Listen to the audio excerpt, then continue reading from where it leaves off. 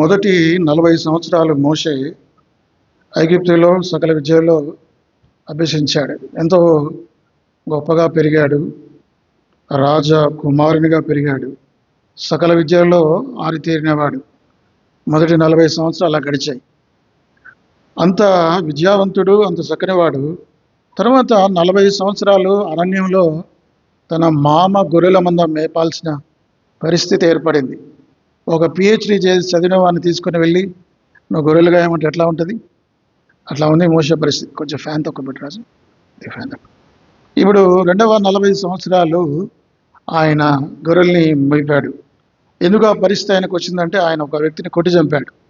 ఒక ఐగుప్తుని కొట్టి చంపిన కారణంగా ఆయన పారిపోవాల్సి వచ్చింది.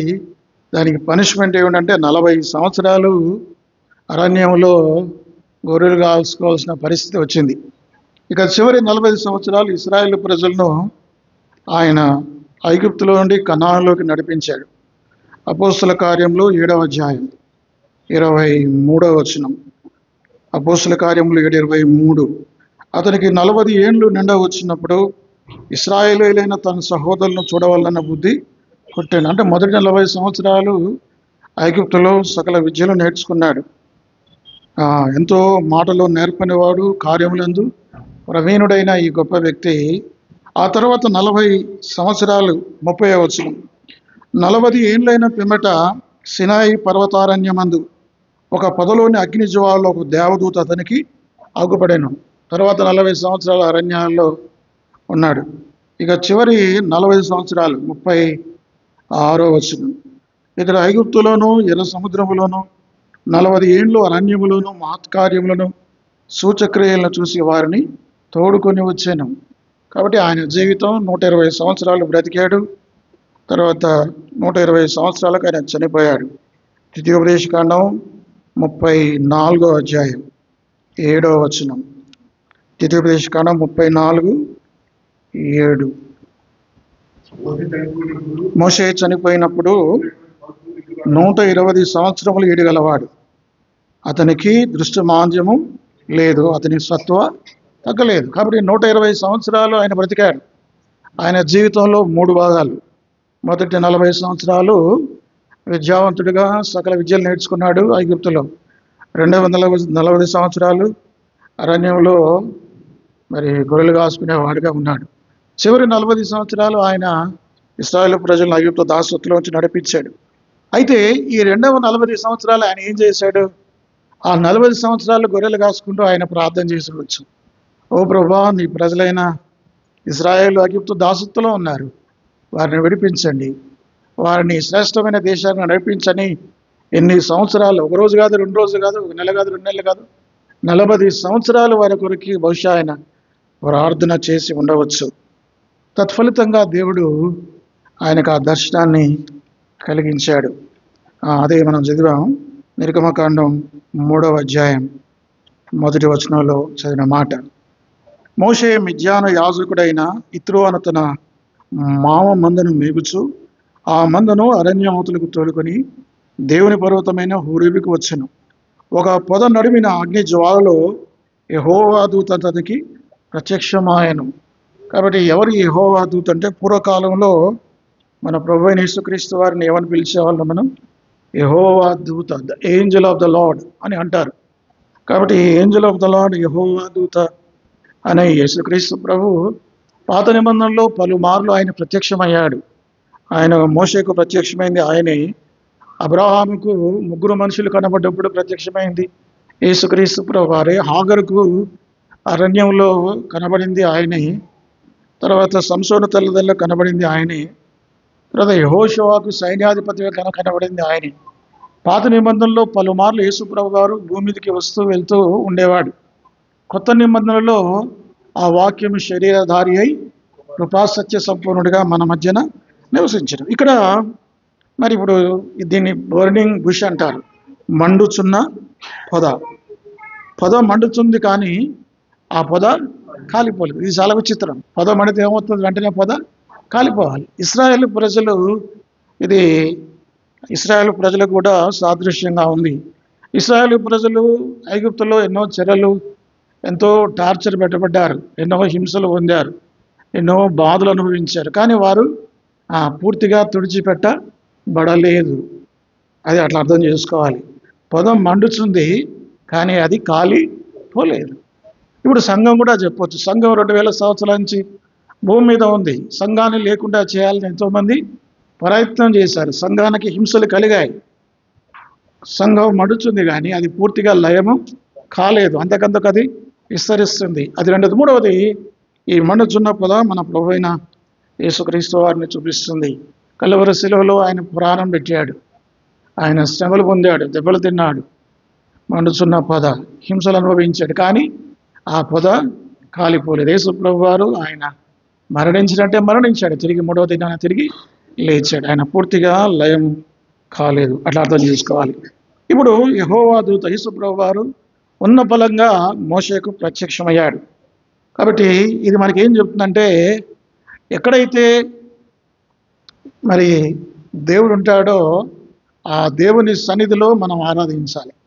అంటే ఆరాధన అనేది స్థలానికి సంబంధించింది కాదు, స్థలానికి సంబంధించింది కాదు, అది ఒక వ్యక్తికి సంబంధించింది. కనుక ఆ కీర్తనల గ్రంథం 22వ అధ్యాయం 3వ వచనం, కీర్తనల గ్రంథం 22, ఆరాధన అంటే ఆయన సన్నిధిలో ఆయన మనం గణపరచడం. చదవండి. నీవు ఇశ్రాయేలు చేయి స్తోత్రముల మీద ఆసీనుడవై ఉన్నావు. అది ఆరాధన. ఆరాధన అంటే అదొక స్థలానికి సంబంధించింది కాదు. ఇప్పుడు చూడండి, ఇది ఎడారి స్థలం, ఇది అరణ్య ప్రదేశం, అక్కడ దేవుని మందిరం లేదు. కానీ అలాంటి స్థలం కూడా దేవుడు అక్కడ ప్రత్యక్షమయ్యాడు. అంటే దేవుని మనం ఎక్కడ ఆరాధిస్తామో అది దేవుని సన్నిధి. యేసు ప్రభువు వారు యోహాను సువార్త 4వ అధ్యాయంలో ఇదే మాట చెప్పాడు. యోహాను సువార్త 4వ అధ్యాయం 21, అమ్మ ఒక కాలం వస్తున్నది, ఆ కాలం ముందు ఈ పర్వతం మీద నేను యెరూషలేములో మీరు తండ్రిని ఆరాధింపరు. నా మాట నమ్ము, మీకు తెలియని దానిని ఆరాధించేవారు, మేము మాకు తెలిసిన దాన్ని ఆరాధించేవారము. రక్షణ యూదుల్లో నుండి కలుగుతున్నది. అయితే యథార్థముగా ఆరాధించేవారు ఆత్మతోనూ సత్యముతోనూ తండ్రిని ఆరాధించు కాలం వస్తున్నది, అది ఇప్పుడనో వచ్చినది. అంటే ఆరాధన అనేది ఒక స్థలానికి సంబంధించి కాదు. యేసుప్రభువు అంటాడు, మీరు గెరిజేము కొండ మీద, మీరు సమరయులు మీరు గెరిజేము కొండ మీద ఆరాధిస్తారు, అది మీ ఆరాధన స్థలం. మేము యూదులము యెరూషలేములో సియోను మందిరంలో ఆరాధిస్తాం, అది మా ప్రార్థనా స్థలం, ఆరాధన స్థలం. కానీ ఒక కాలం వస్తుంది, అది స్థలానికి సంబంధం లేదు. ఎక్కడైనా సరే ఒక పిల్లవాడు తండ్రిని అడిగాడు, డాడీ దేవుడు మరి ఎక్కడ కనబడతాడు, ఎక్కడ ఉంటాడో అని అడిగాడు. అడిగితే ఆ తండ్రి చెప్పాడు, మనం తల ఉంచి నమస్కరించి మోకరించి ఆయన ఎక్కడ ఆరాధిస్తామో, దేవుడు సర్వంతర్యామిని, దేవుడు అన్ని స్థలాల్లో ఉంటాడు, నువ్వు ఎక్కడ ఆరాధిస్తే ఆయన అక్కడే ఉంటాడని చెప్పాడు. ఇప్పుడు ఇలాగే జరిగింది. ఈ మండుచున్న పొద దృష్టాంతం మనకేం చెప్తుందంటే, ఆ దేవుని సన్నిధిలో ఆరాధించటం, అది మొదలు. రెండోది, లేకపోతే ఆయన ఆరాధించే స్థలము దేవుని సన్నిధి. ఇట్లా చెప్పవచ్చు. అట్లా ఆయన ఆరాధించే స్థలం ఏమిటి? దేవుని సన్నిధి. రెండవది, దేవుని సన్నిధిలో ఆయన ఆరాధించటం. ఇది అరణ్యమే, ఇది ఎడారే, కానీ అలాంటి స్థలంలో దేవుడు ప్రత్యక్షమయ్యాడు. కాబట్టి ఆరాధన అంటే ఏమిటంటే ఆయన సన్నిధిలో ఆయన మనం ఆరాధించాలి, ఆయన సన్నిధిని మనం గుర్తించాలి. మనం ఆరాధించేటప్పుడు ఏమని జ్ఞాపకం చేసుకోవాలి? నేను ఇక్కడ ఆరాధిస్తున్నాను, ఇక్కడ దేవుని యొక్క సన్నిధి ఉంది. దేవుని సన్నిధి ఉంది అన్న ఆ స్పృహ కలిగి ఉండి మనం ఆరాధించాలి. అప్పుడు మన మాటలు ఎంతో భారంగా మరి వస్తాయి. ఒక దేవుని సన్నిధి అనేది గ్రహింపు లేకుండా మనం ఆరాధిస్తే ఎట్లా పడితే అట్లా ఆరాధిస్తాం. కాబట్టి మొట్టమొదటిగా ఆరాధన అనేది దేవుని సన్నిధానంలో ఆయనను ఆరాధించాలి. అది మొదటి విషయం మనకు చెప్తుంది. ఇక రెండవది ఏమిటంటే ఇక్కడ జరిగింది, ఇప్పుడు ఈ పొద నడుమలో దేవుడు ప్రత్యక్షమయ్యాడు, పొద మండుచుంది, అది కాలిపోలేదు. 3వ వచనం చదువుతాను. అప్పుడు మోషే ఆ పొద ఎలా కాలిపోలేదో నేను ఆ తట్టు వెళ్ళి ఈ గొప్ప వింత చూచుదని అనుకున్నాను. దాన్ని చూచుటకు అతడు ఆ తట్టు వచ్చుట యెహోవా చూచెను. అంటే ఆరాధన అంటే అర్థం ఏంటంటే, మన పనులు మనం విడిచిపెట్టి, మన పనులు మనం బిజీగా ఉన్న వాటిని విడిచిపెట్టి దేవుని వైపు తిరగటం, అది ఆరాధన. అర్థమైందా? కాబట్టి ఇప్పుడు ఏం చేశాడంటే ఈ మోషే తన బిజీగా ఉన్న దాన్ని విడిచిపెట్టాడు, దేవుని వైపు తిరగాడు. దేవుని వైపు తిరగటం అదే ఆలస్యం.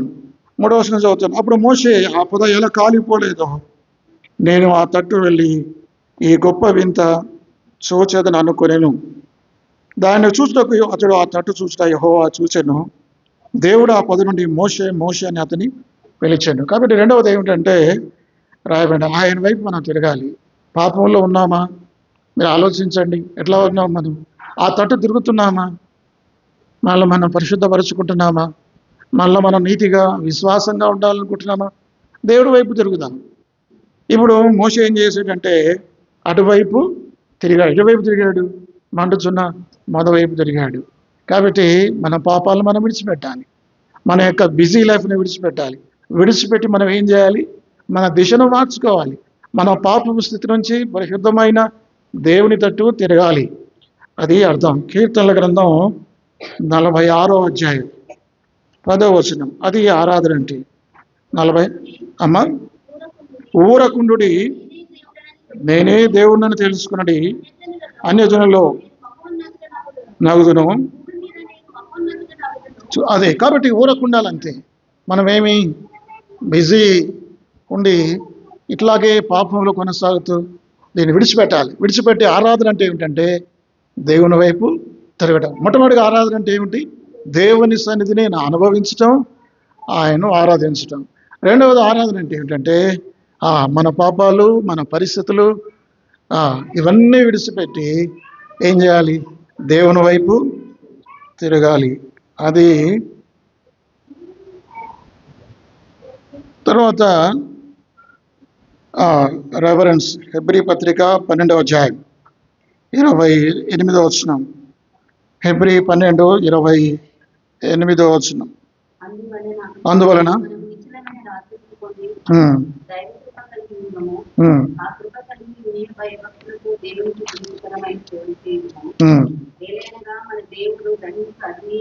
కాబట్టి ఆరాధన అంటే ఏమిటంటే ఎంతో గౌరవంతో దేవుని ఆరాధించాలి, గౌరవించాలి, ఘనపరచాలి.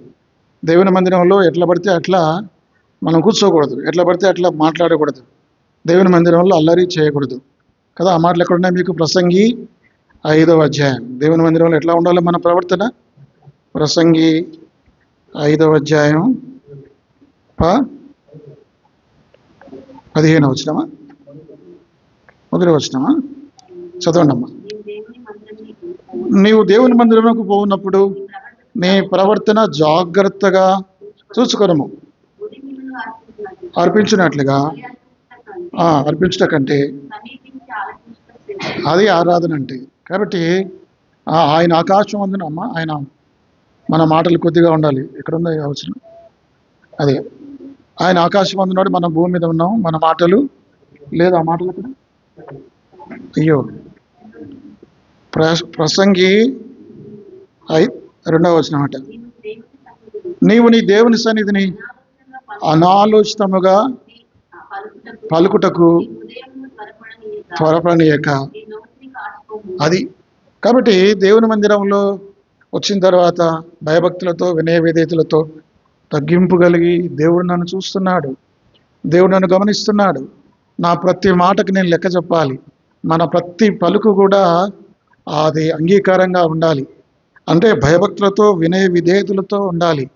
కాబట్టి అది 3వ విషయం కదా. 6వ వచనం అదే చెప్తుంది.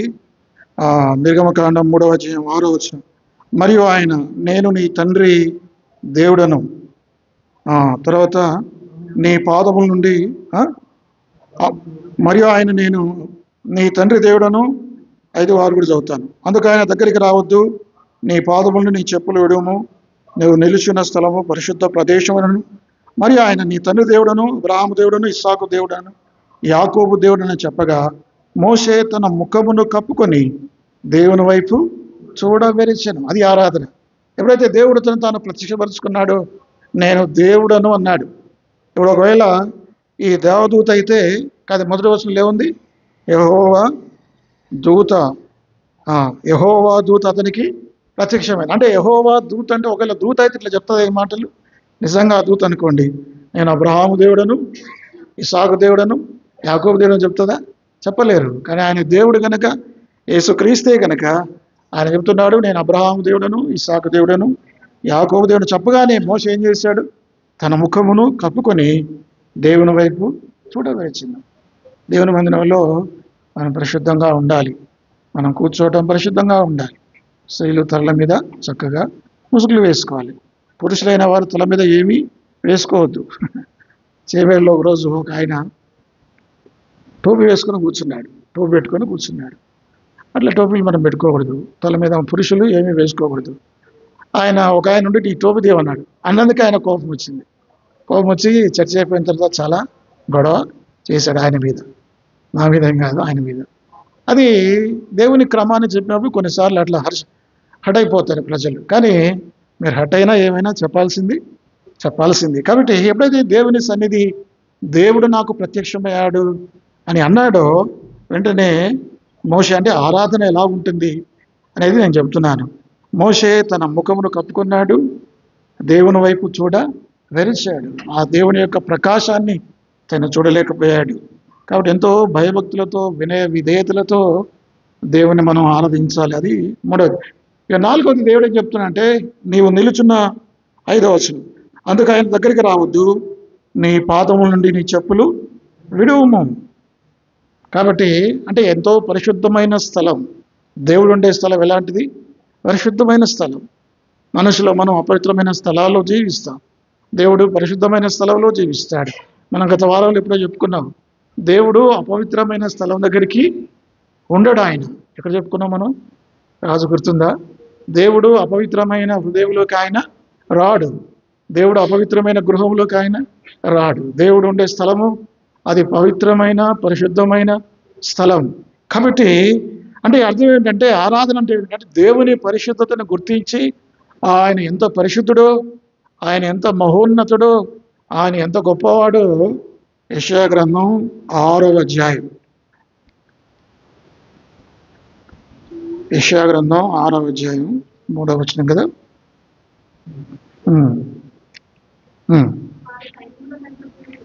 యెహోవా పరిశుద్ధుడు, పరిశుద్ధుడు, పరిశుద్ధుడును, సర్వలోకం ఆయన మహిమతో నిండినదని గొప్ప స్వరముతో గాన ప్రతిగానములు చేయుచుండేది. పరలోకంలో చొక్కాయి, పరలోకంలో దూతలు, ఘనదూతలు, పరిశుద్ధులు, కెరూబులు వారు దేవుణ్ణి పరిశుద్ధుడు, పరిశుద్ధుడు, పరిశుద్ధుడు అని ఆరాధిస్తారు. అదే సమయంలో భూమి మీద మనం కూడా అదే ఆరాధించాలి. దేవా నువ్వు పరిశుద్ధుడవు అని అంటాడు. నువ్వు నిలుచున్న స్థలం పరిశుద్ధమైన స్థలం, నీ చెప్పులు విడవాలి. కాబట్టి దేవుని పరిశుద్ధతను గుర్తించాలి. దేవుని అంటే ఆరాధన అంటే ఏమిటి? ఆరాధన అంటే కేవలం ఆయన మనకు చేసిన మేలే కాదు. ప్రభా గత వారం నుంచి వారం వరకు నువ్వు చేసిన మేళ్ళ కొరకై నీకు వందనాలని చెప్తారు. అది ఒక్కటే ఆరాధన కాదు. ఆరాధన అంటే ఇంకా చాలా. ఆరాధన అంటే అర్థం ఏంటంటే దేవుణ్ణి పొగడటం, దేవుని యొక్క గుణలక్షణాలను ఘనపరచడం. ఆయన పరిశుద్ధుడు, ప్రభా నువ్వు పరిశుద్ధుడు, నీకు వందనాలు. ఆయన సర్వాధికారి, ఆయన సర్వంతర్యం, ఆయన సర్వజ్ఞుడు, ఆయన నీతిమంతుడు, ఇంకెన్నున్నాయి ఆయనకు నువ్వు క్షమించేవాడు, శాశ్వతమైన ప్రేమతో ప్రేమించేవాడు. ఇట్లా దేవుణ్ణి, ఆయన గుణలక్షణాలు ఎంతైనా మనం పొగడవచ్చు. ఆరాధన అంటే అదే. ఆరాధన అంటే దేవదూతలు అట్లా ఆరాధన చేశారా? దేవా మమ్మ కాపాడేవు, నీకు వందనాలని చెప్పారా? చెప్పలే. వాళ్ళు ఏమన్నారు? దేవుణ్ణి ఉన్నది ఉన్నట్టుగా ఆయన గుణలక్షణాలను పొగిడారు. అది ఆరాధన అంటే. ఆరాధన అంటే అర్థం, ఆరాధనలో 3 భాగాలు. ఒకటి ఆరాధన శివుని గీతాల్లో ఉంటుంది, రెండవది పిల్లలు స్తుతి, మూడవది కృతజ్ఞత అర్పణ. 3 రకాల పాటలు ఉన్నాయి.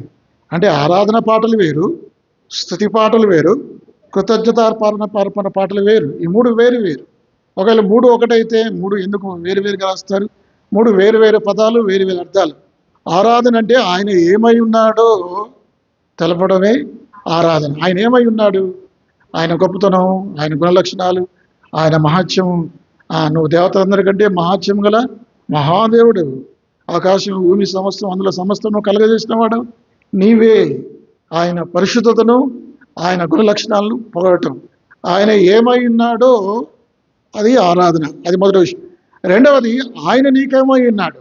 95వ కీర్తనలో ఆయన అంటాడు, నీవు మహాదేవుడు అని చెప్పి ఆ కిందికి వచ్చేసరికి ఆయన మన దేవుడు అంటాడు. ఆయన ఏ దేవుడు? మన దేవుడు. అనుకుంటే నా దేవుడు అయ్యాడు. ఆయన మహాదేవుడైతే ఉండవచ్చు.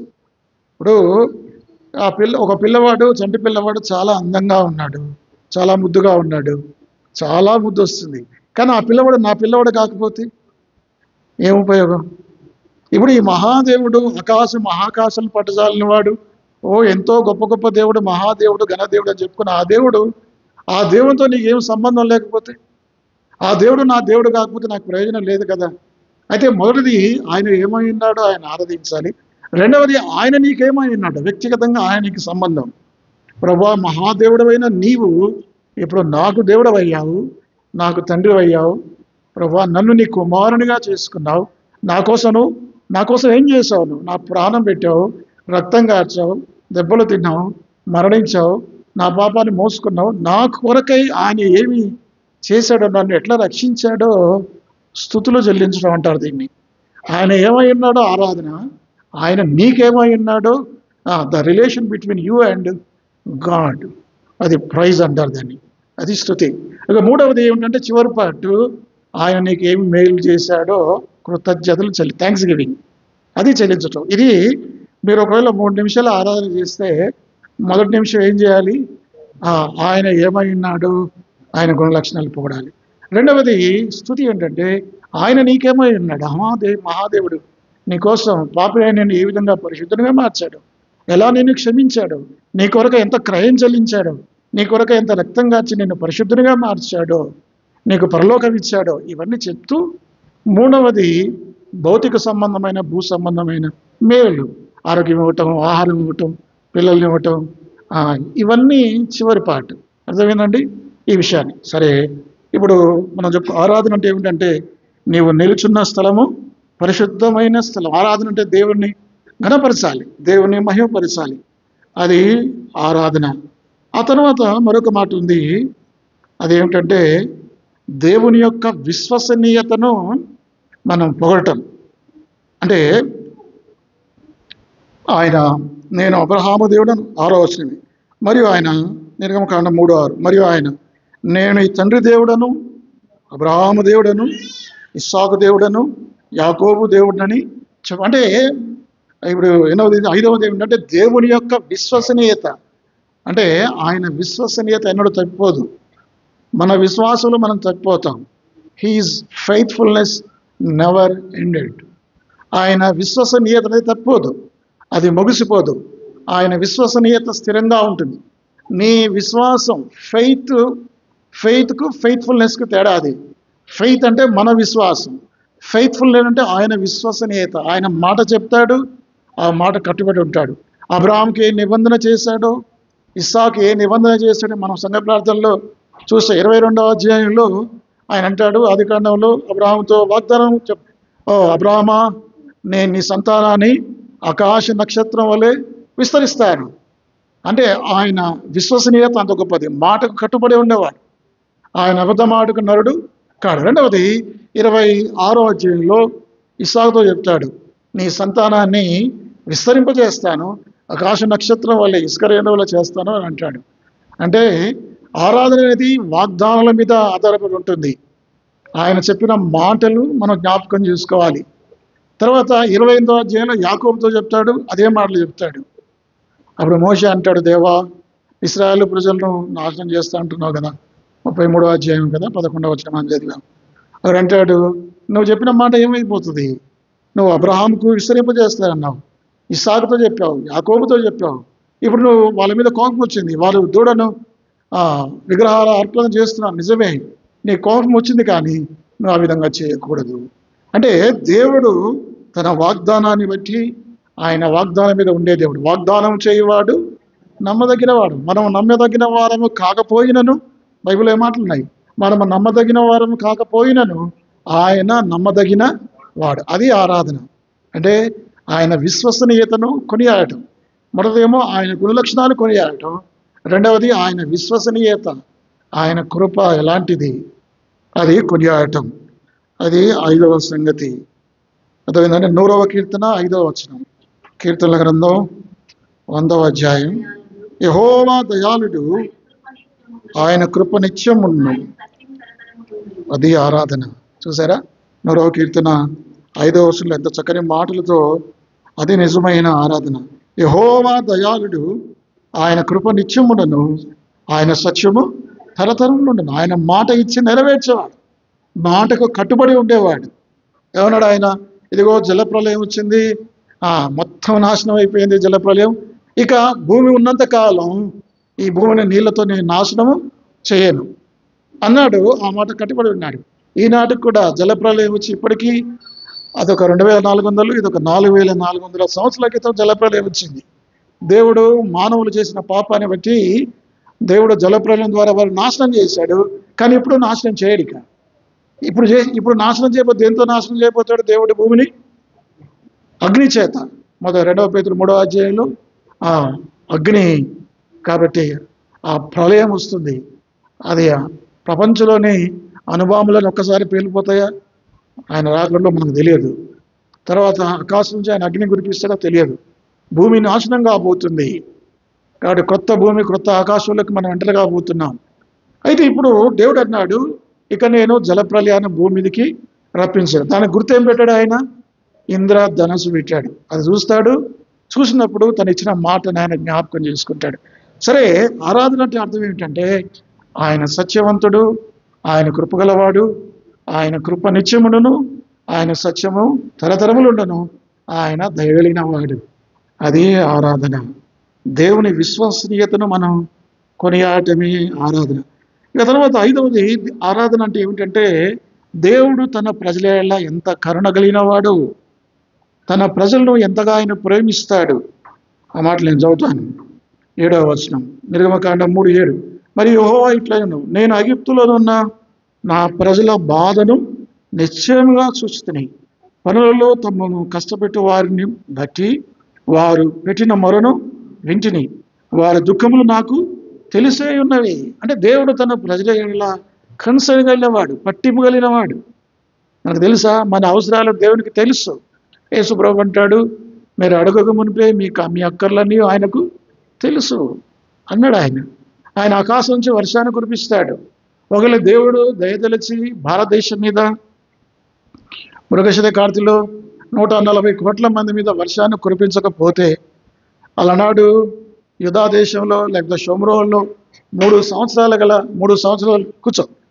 సంవత్సరాలు ఈ దేశానికి కరువిస్తే, ఈ 140 కోట్ల మందిలో నాకు తెలిసి అందులో 300 మంది చనిపోతారు. 140 దట్ డివైడెడ్ బై 3 అంటే ఎంత? దాదాపు ఒక 40-50 కోట్ల మంది చచ్చిపోతారు. ఆకలితో చచ్చిపోతారు. అంటే భారతదేశంలో ఇన్ని కోట్ల మంది ప్రజలు బ్రతుకుతున్నారంటే కారణం ఎవరో మీకు తెలుసా? దేవుడు ఆకాశం నుంచి ఆయన నీతిమంతుల మీదను అనీతిమంతుల మీదను తన సూర్యుని ఉదయింపజేస్తున్నాడు. ఆయన ఆకాశం నుంచి వర్షాన్ని కురిపిస్తున్నాడు. చూసాడా దేవుడు ఎంత దయగలిగిన వాడు. ఆయన తన ప్రజలంటే ఎంత పట్టింపు. ఇక్కడ కూర్చున్న మీరు, మనం అందరము దేవునికి ఎంతో ప్రియమైన వారు. ఆయన మన కొరకు ప్రాణం పెట్టమే కాదు, మన అవసరాలు తీర్చేవాడు. ఆయన క్రీస్తు యేసు మహిమైశ్వర్యంలో ఆయన మీ ప్రతి అవసరం ఎవ్రీ నీడ్ మస్ట్ బి మెట్. అర్థమైందండి? ఆయన మన అవసరాలు తీర్చేవాడు, మన అక్కర్లు తీర్చేవాడు, మనకు ఆరోగ్యాలు ఇచ్చేవాడు, మనకు పాప క్షమాపణ ఇచ్చేవాడు. ఆయన మిమ్మల్ని గూర్చి చింతిస్తున్నాడు. ఎవరు చింతిస్తారు ఈ రోజుల్లో సమాజంలో తోటి వారి గురించి, పక్కవారి గురించి పట్టించుకునే నాదుడు లేదు. పక్కవాడు ఏమైపోయినా పర్వాలేదు, నా మట్టుకు నేను నా ఇల్లు బాగుంటే చాలు అనుకునే రోజుల్లో మన గురించి ఎవరు ఆలోచిస్తారు? కానీ మన గురించి ఎవరు, మన పక్కవారు, మన బంధుమిత్రులు, మన తల్లిదండ్రులు, మన తోబుట్టులు ఎవరు మనల్ని పట్టించుకోకపోయినా దేవుడు మన గురించి పట్టించుకుంటాడు. అర్థమైందండి? కాబట్టి ఇశ్రాయేలు ప్రజల విషయంలో ఆయన అన్నాడు, ఆ మాటలు మీరు చూడండి, నేను ఐగుప్తులోని నా ప్రజల బాధను నిశ్చయంగా చూచితిని, పనులలో తమ్ము కష్టపెట్టి వారిని బట్టి వారి పెట్టిన మొరను వింటిని, వారి దుఃఖములు నాకు తెలిసే ఉన్నవి. కాబట్టి నేను దిగి వచ్చాను. దీన్ని బట్టి మనం ఏం చేయాలి? దేవుని యొక్క కరుణ, ఆయన కనికరం ఎంత గొప్పది. ఆయన కనికరాన్ని బట్టి, ఆయన కృపను బట్టి మనం ఆరాధించాలి. మీకు అర్థమవుతుందా? ఈ వాక్య భాగంలో ఎన్ని విషయాలు చెప్తున్నాను? అది 6వది. 7వది ఏంటంటే ఆరాధించిన వ్యక్తి, నేను ఆరాధిస్తూ కూర్చుంటాను, నేను ఆరాధిస్తూనే ఉంటాను. దేవుడు ఆరాధించమన్నాడు కదా, నేను ఆరాధిస్తూనే ఉంటాను. దేవుడు ప్రార్థిస్తున్నాను అన్నాడు కదా, నేను ప్రార్థిస్తూనే ఉంటాను అని అట్లాగే ఉంటాం కాదు. మీరు దాని ప్రకారం యాక్ట్ అపాన్ దట్, అంటే దాని మీద మనం పని చేయాలి. ఆరాధించిన వ్యక్తి ఏం చేయాలి? నెక్స్ట్ ఏం చేయాలి? ప్రార్థించిన వ్యక్తి నెక్స్ట్ ఏం చేయాలి? ఏం చేయాలి? బయటికి వెళ్ళి సువార్త ప్రకటించాలి, ఆత్మలు రక్షించాలి, భారం కలిగి ఉండాలి కదా. యాకోబు పత్రిక 2వ అధ్యాయం మీకు బాగా తెలిసిన మాటలు. కేవలం ప్రార్థిస్తే సరిపోదు, విశ్వాసం ఉంచితే సరిపోదు, ఆరాధిస్తే సరిపోదు. 2వ అధ్యాయం 17 ఎన్నో వచనమది 16 మీలో ఎవడైనా శరీరమునకు కావలసిన వాటి యొక్క సమాధానముగా వెల్లుడి, చలి కాచుకునండి, తృప్తి పొందని చెప్పినట్లు ఏమి ప్రయోజనము? అలాగే విశ్వాసం క్రియ లేనిదైతే అది ఒంటిగా ఉండి. కాబట్టి మనం యాక్ట్ చేయాలి. ఆరాధిస్తాను రేపు ఆరాధన కాదు. ఇప్పుడు దేవుడు అంటున్నాడు, నువ్వు ఆరాధించావు బిడ్డ, బాగానే ఉంది. ఇప్పుడు నువ్వేం చేయాలంటే నీ వెళ్ళి నా ప్రజలను విడిపించాలి కదా. అదే కదా చెప్పింది ఆయన నిర్గమకాండం 3వ అధ్యాయం. కాబట్టి 8వ వచనం, కాబట్టి ఐగుప్తీయుల చేతిలో నుండి వారిని విడిపించుటకును ఆ దేశంలోని విశాలమైన మంచి దేశమును కనుక కనానీయులకు, హిత్తీయులకు, అమోరీయులకు, పెరిజీయులకు, హివ్వీయులకు, యెబూసీయులకు నివాస స్థానమై పాలు తేళ్లు ప్రవహించు దేశముకు వారిని నడిపించుటకును దిగివచ్చినాను. ఇశ్రాయేలు మొర నిజముగా నా ఎదుగు చేరినది. ఐగుప్తులు వారిని పెడుచున్న హింస చూసి కాగా రమ్ము, నేను ఫరో యొద్దకు పంపెదను. ఇశ్రాయేలే నా ప్రజలు నీవు ఐగుప్తులను తోడుకొని పోవాలని. అది మన పని. ఆరాధన అంటే కేవలం నోటి మాటలతో ఆరాధించడమే కాదు, మనం పని చేయటం కూడా ఆరాధనే. అర్థమైందా? దేవుని కోసం మనం ఏదైనా ఒక కార్యాన్ని తలపెట్టడం అది ఆరాధన, అది సమర్పణే, సాక్రిఫైజే. రోమా 12వ అధ్యాయం 1వ వచనం చదవండి. నిజమైన ఆరాధన అంటే ఏమిటి? రోమా 12వ అధ్యాయం 1వ వచనం. కాబట్టి సహోదరులారా, పరిశుద్ధమును దేవునికి అనుకూలములైన సజీవ యాగంగా మీ శరీరంలో ఆయనకు అని వాక్యాన్ని బట్టి నేను బతిమాలకొనుచున్నాను. ఇట్టి సేవ మీకు యుక్తమైనది. అది ఇట్టి సేవ అంటే ఇట్టి ఆరాధన. అర్థమైందా? ఆరాధన అంటే మాటలు కాదు, మన హృదయాన్ని ఆయనకు సమర్పించుకోవటం, మన జీవితాన్ని ఆయనకు సమర్పించుకోవటం, మన అవయవాలు ఆయనకు సమర్పించుకోవటం, మన కాళ్ళు, చేతులు, నోరు అన్ని కూడా మన దేహమే సజీవ యాగంగా ఆయనకు సమర్పించుకోవటం. కీర్తన 51:17 అది నిజమైన ఆరాధన. దేవా విరిగి నలిగిన హృదయాన్ని నీవు అలక్ష్యము చేయవు. దేవా విరిగి మాట 51:17 విరిగిన మనస్సే ఇష్టమైన బలులు. దేవా విరిగి నలిగిన హృదయం నీవు, అది ఆరాధన. ఆరాధన అంటే ఏంటంటే నోటి మాటలే కాదు, దానికంటే ఎక్కువ ఇది. నువ్వు యాక్ట్ చేయాలి. మోషే నువ్వు ఆరాధించావు, నేను నిన్ను పిలిచాను. దేవుడు ఎవరిని పిలుస్తాడు? ఇది ఒక ప్రశ్న. దేవుడు ఎవరిని పిలుస్తాడు? దేవుడు సోమరిపోతులను పిలవడు. చూడండి, గిద్యోను గోధుమలు జల్లిస్తుంటే, దుల్లగొడుతుంటే దేవుడు అప్పుడు ఆయన పిలిచాడు. గిద్యోను, మిద్యానీయుల మీదకి నిన్ను పంపిస్తున్నాను, నా ప్రజల ఇశ్రాయేలు వాళ్ళు బాధ పెడుతున్నారు, నాయకుడుగా అన్నవాడు. ఎప్పుడు పిలిచాడు గిద్యోను? నిద్రపోతున్నప్పుడు కాదు, పడుకున్నప్పుడు కాదు, పని చేస్తున్నప్పుడు పిలిచాడు. తర్వాత సమూయేలును ఎప్పుడు పిలిచాడు?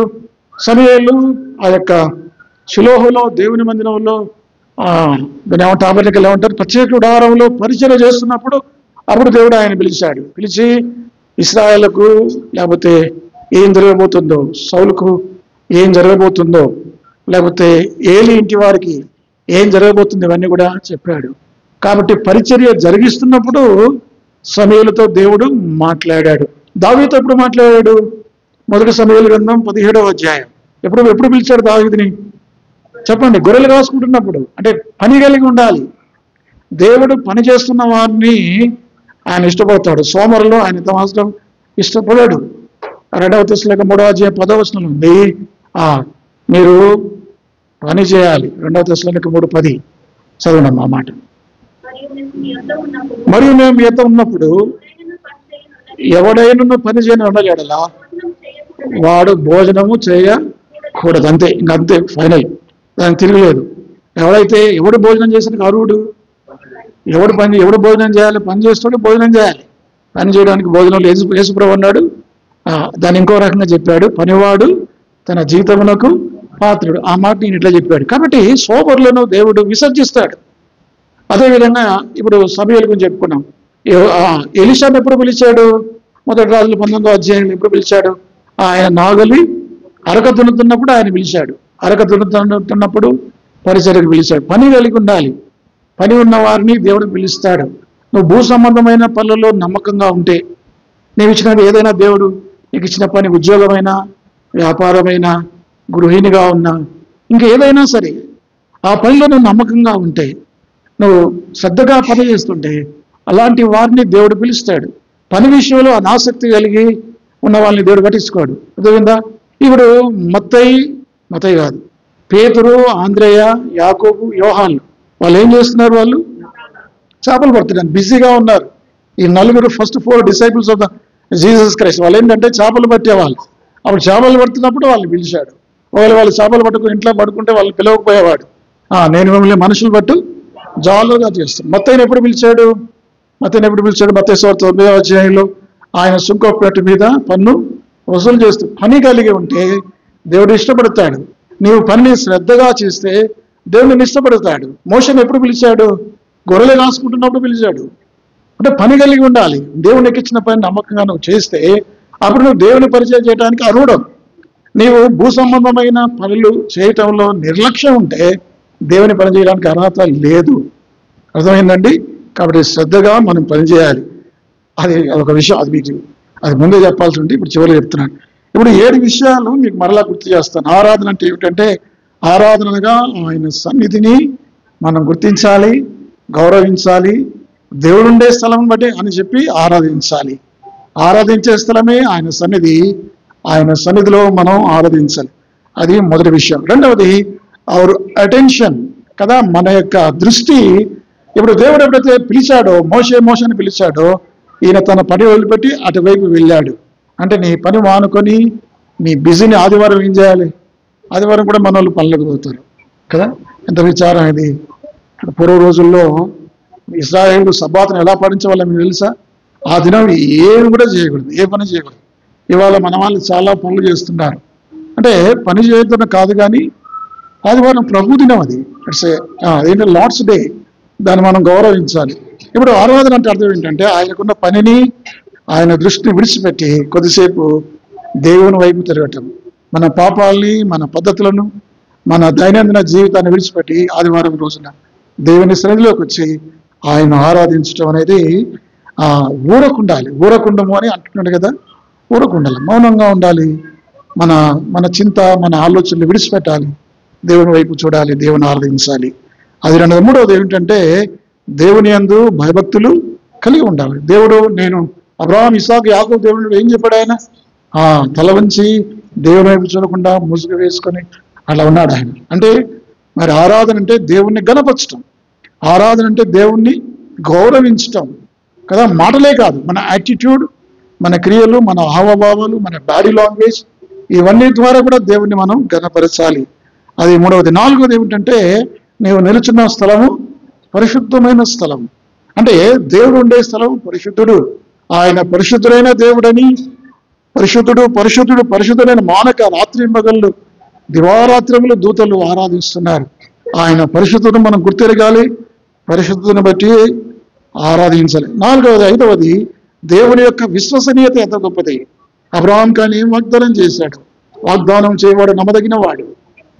ఆయన సత్యము యెహోవా దయాళుడు, ఆయన కృప నిరంతరం ఉండు, నిత్యం ఉండను, ఆయన సత్యము తరతరములు ఉండను.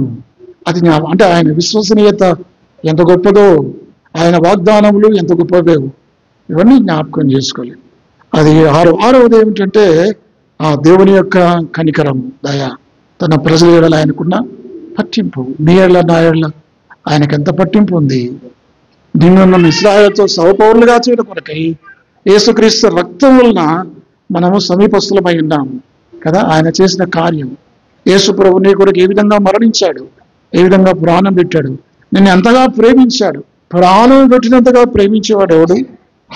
యోహాను సువార్త 15:15 ఉంది. తన ప్రాణం, తన స్నేహితుల కొరకు ప్రాణం పెట్టువాని కంటే ఎక్కువైన ప్రేమ గలవాడు ఎవడు? ప్రాణం పెట్టినంతగా ప్రేమించాడు. కాబట్టి ఆయన ప్రభువా, నా గురించి, ఇశ్రాయేలు గురించే కాదు, ఆనాడు ఇశ్రాయేలు గురించి పట్టింపు గలవాడు, ఈ రోజున నా గురించి, నా కుటుంబాన్ని గురించి, నా ఆత్మీయ జీవితం గురించి, నా అవసరాల గురించి నీకున్న కన్సర్న్ బట్టి, నీ చింతన బట్టి నీకు వందనాలు. దేవుని కనికరాన్ని బట్టి ఆరాధించాలి. ఆ చివరిది ఏడవది ఏంటంటే అర్పణ, బలియాగం. ఆరాధించడం అంటే అర్థం ఏంటంటే నోటి మాటలే కాదు, మన శరీరాలను సజీవ యాగంగా ఆయనకు సమర్పించుకోవాలి. మోషే ఇప్పుడు ఏం చేయాలి? ఆరాధించిన వాడు ఏం చేయాలి? వెళ్ళి ఇశ్రాయేలు ప్రజలకు ఈయన సాకులు చెప్తాడు. సాకులు చెప్పినా దేవుడే ఊరుకోడు. ఏం సాకులు చెప్పినా నేను నత్తువాని ప్రభా, నేను మాట మాంద్యం కావని ప్రభా అంటాడు. లేదు మోషే నువ్వు వెళ్ళాల్సింది. ప్రభా ఇంకెవరైనా పంపి, కుదరదు. ఒక్కసారి దేవుడు కమిట్ అయితే ఆయన మాట ఆయనే విన్నాడు. దేవుడు అనుకున్నాడంటే అంతే. ఇక ఎప్పటికైనా మనల్ని విడిచిపెట్టేవాడు కాదు. దేవుడు ఒక వ్యక్తిని ఏర్పరచుకుంటే ఆయన ఏర్పాటు ఉన్న వ్యక్తుల్ని ఆయన విడిచిపెట్టాడు. దాదాపు ఒక 20-25 సంవత్సరాలు ఆయన సేవకు రాకుండా తప్పించుకో తిరిగినాను. దేవుని సేవలో ఎంత భయం ఉంటుందో, ఎన్ని నిందలు, ఎన్ని అవమానాలు. అయినా విడిచిపెట్టలేదు. దేవుడు విడిచిపెట్టాడు. ఎప్పటికైనా ఆయన దారిలోకి రావాల్సింది, తప్పదు. అంటే ఆరాధన అంటే అర్థం ఏంటంటే మన హృదయాలతో, మన శరీరాలతో ఆయన మహిమపరచాలి. కేవలం నోటి మాటలతో కాదు. బయటికి వెళ్ళాలి, రచించిన ఆత్మలకు స్వార్థ ప్రకటించాలి. ఇవంతా కూడా ఆరాధనే. అర్థమైందంటే 7 విషయాలు మనం చెప్పాం. దేవుని బిడ్డలంగా ఆ విధంగా మనల్ని మన మాటల ద్వారా, మన భయభక్తుల ద్వారా, దేవుని పొగడతల ద్వారా, రకరకాల విధానాలు 7 మనం చెప్పుకున్న ఆ విధంగా ఆరాధించడానికి దేవుడు మనకు సహాయం చేయనుగాక.